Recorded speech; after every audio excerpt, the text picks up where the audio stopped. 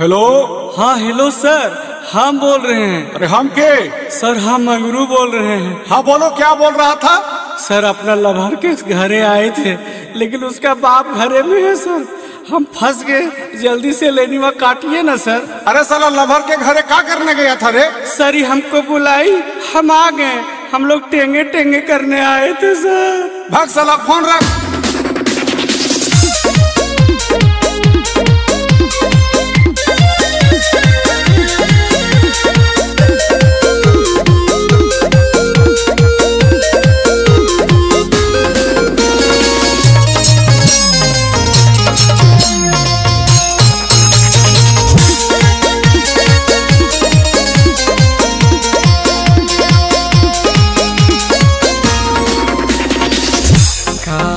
न शहर बापा लाठी लेके घरे में काटी ना बिजलिया जान फसल बापा लंगिए में हर काटी।